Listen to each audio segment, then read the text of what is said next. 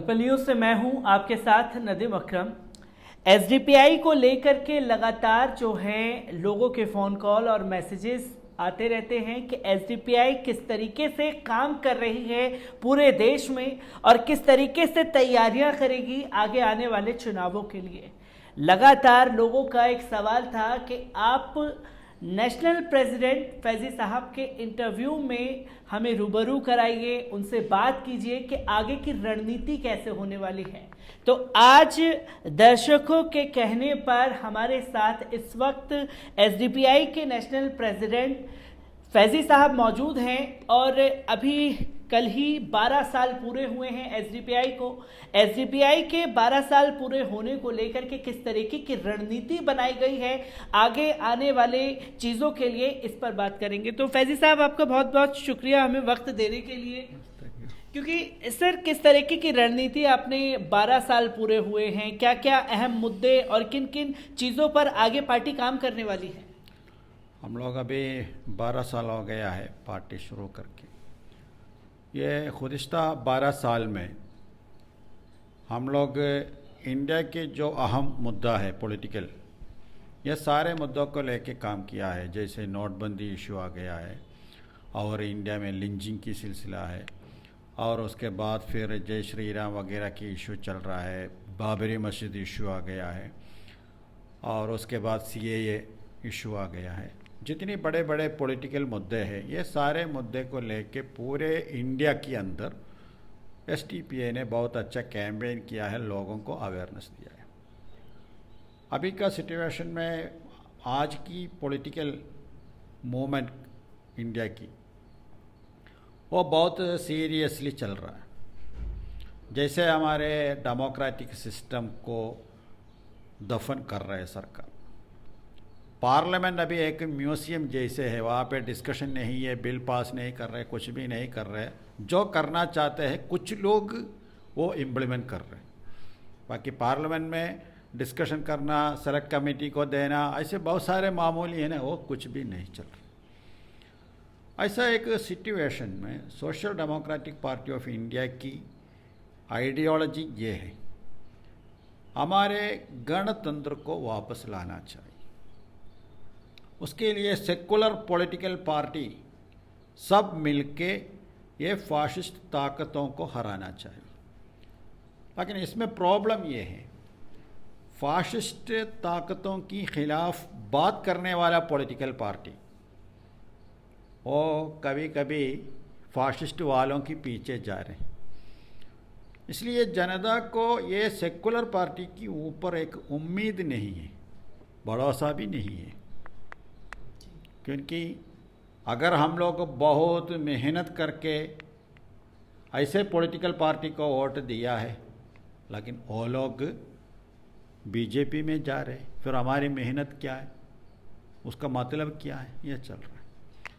क्योंकि इससे लगातार जो है सवाल ये रहा है कि एसडीपीआई जहां भी चुनाव लड़ने के लिए जाती है, फैजी नाम होने से एक आरोप लगा दिया जाता है पार्टी के ऊपर कि मुसलमानों के लिए काम करती है, मुसलमानों की पार्टी है। आखिरकार एसडीपीआई किन किन लोगों के लिए किस तरीके से ज़मीनी स्तर पर काम कर रही है, क्योंकि लोग ये जानना चाहते हैं। असल में ये इंडिया के पॉलिटिकल सिचुएशन में अगर एक मुस्लिम लीडर वो पॉलिटिकली कुछ काम कर रहे हैं तो उनका नाम मुस्लिम लीडर है।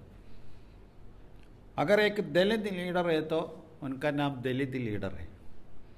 लेकिन कुछ ऊंची जाति का, ब्राह्मण का है तो वो नेशनल लीडर है। ये सिचुएशन चल रहा है।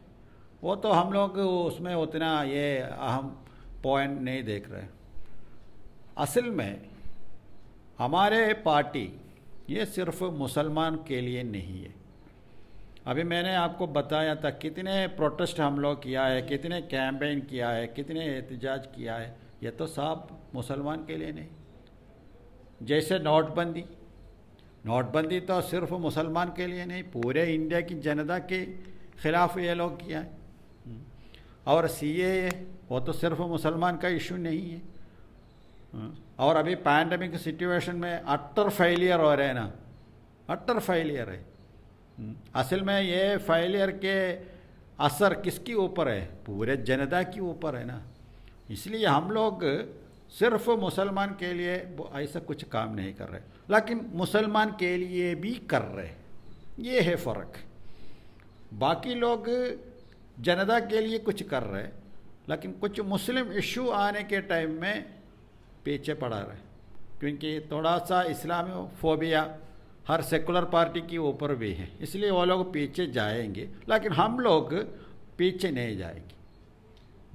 एसडीपीआई पीछे नहीं जाएगी, ये तो बात हुई एसडीपीआई की रणनीति की, जिस तरीके से वो काम कर रही है। हाल ही में केरल से सटा हुआ एक राज्य लक्षद्वीप को लेकर के भारतीय जनता पार्टी की जो सियासत चल रही है, अभी आयशा सुल्ताना को गिरफ्तार किया, जो भी लोग आवाज़ उठा रहे हैं लक्षद्वीप के लिए उनको जेल की सलाखों के पीछे डालने की कोशिश कर रही है। ऐसे में केरल की तरफ से भी लगातार आवाज़ उठ रही है और एसडीपीआई भी लगातार जो है कैंपेनिंग सेव लक्षद्वीप चला रही है। किस तरीके से देखते हैं जो भाजपा लक्षद्वीप को टारगेट कर रही है, क्योंकि 95% जो है मुस्लिम पॉपुलेशन लक्षद्वीप में है। देखिए, अभी हमारे बीजेपी गवर्नमेंट जहाँ जहाँ मुस्लिम आबादी ज़्यादा है वहाँ पे इंटरफेयर करके वहाँ का थोड़ा सा माहौल ख़राब कर रहे हैं। जैसे आसाम के अंदर एनआरसी की रिपोर्ट आया है, वहाँ पे माहौल ख़राब करने के लिए वो लोग कोशिश किया है। जैसे जो लोग एनआरसी लिस्ट से बाहर गए उसमें हिंदू हो तो उनको वापस सिटीजनशिप देंगे, मुसलमान को नहीं देंगे बोल के वहाँ पे थोड़ा ख़राब कर दिया है। बंगाल के अंदर बहुत कोशिश किया है माहौल ख़राब करने के लिए, क्योंकि वहाँ पे भी मुस्लिम आबादी ज़्यादा है। कश्मीर में बीजेपी पहले बताया हम लोग 370 को हटाएंगे, लेकिन वो लोग क्या किया, 370 हटाया।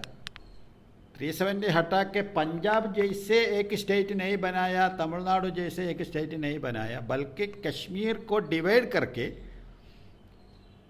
वो सेंट्रल गवर्नमेंट कब्जा में रखा है। उसका मतलब 370 हटाना उसका मतलब नहीं है उनको कश्मीर को पूरी तरह कब्जा करना है, वहाँ पे मुसलमान के ऊपर बहुत परेशान करना है।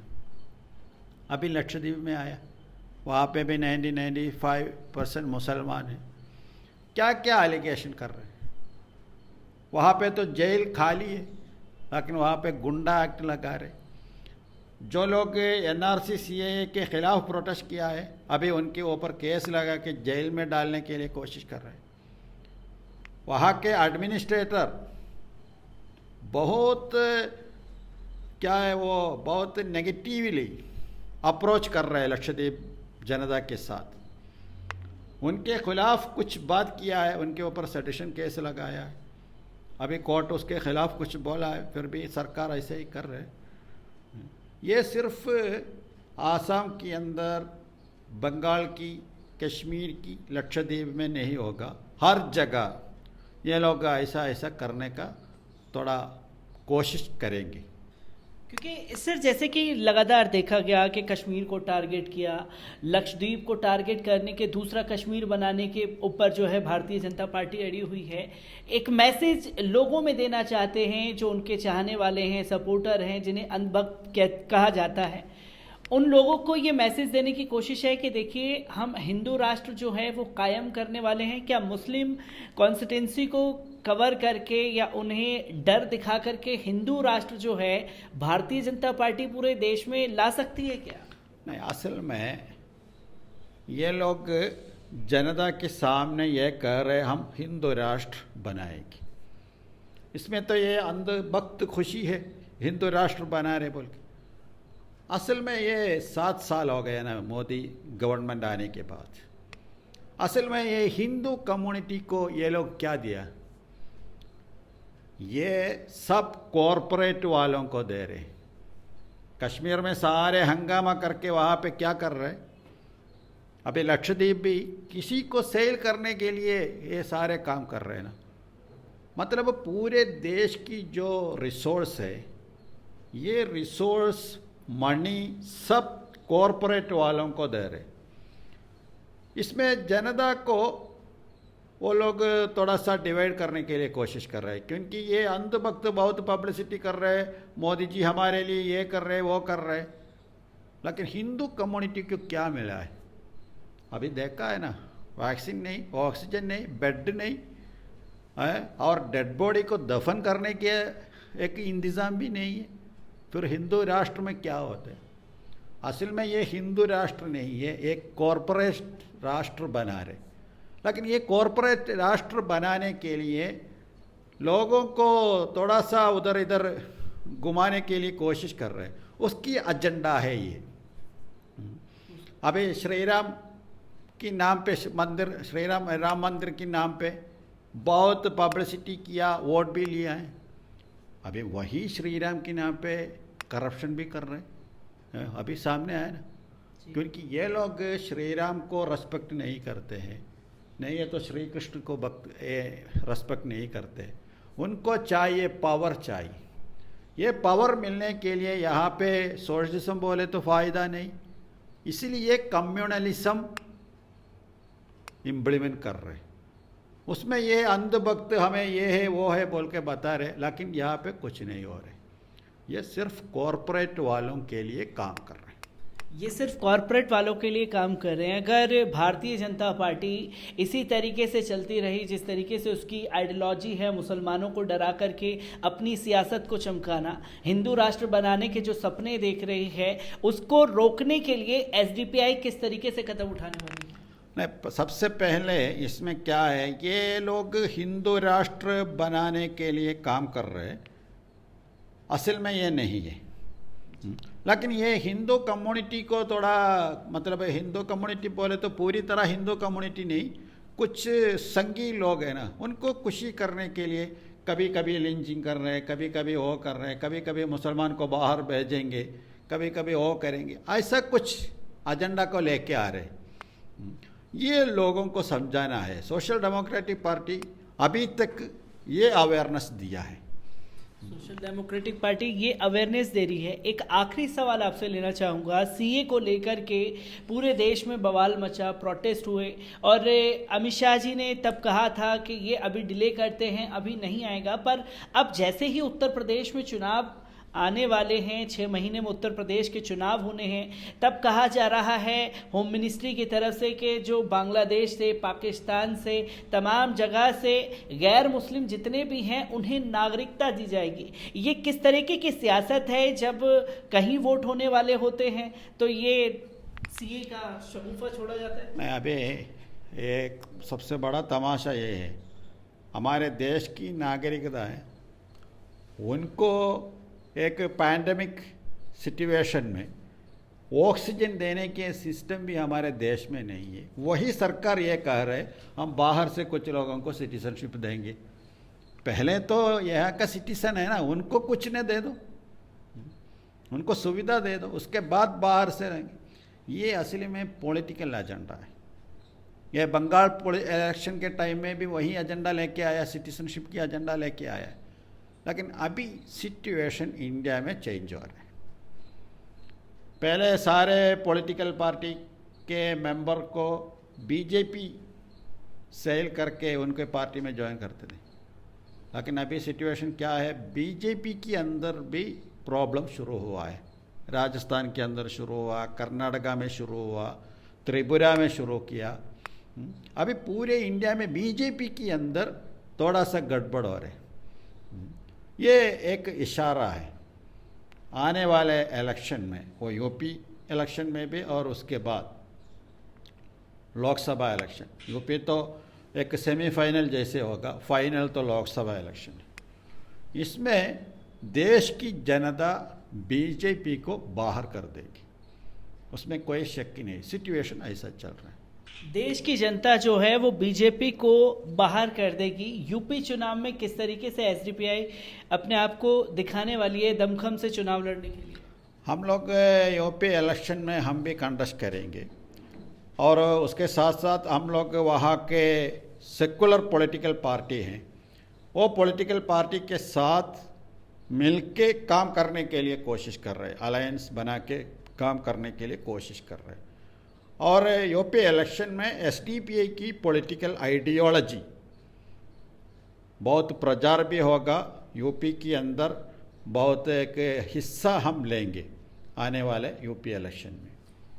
आने वाले यूपी इलेक्शन के लिए एसडीपीआई तैयार है। जो लोगों का एक सवाल था कि एसडीपीआई ज़मीनी स्तर पर किस तरीके से काम करती है, आज तमाम सवालों के जवाब आपको मिल चुके होंगे।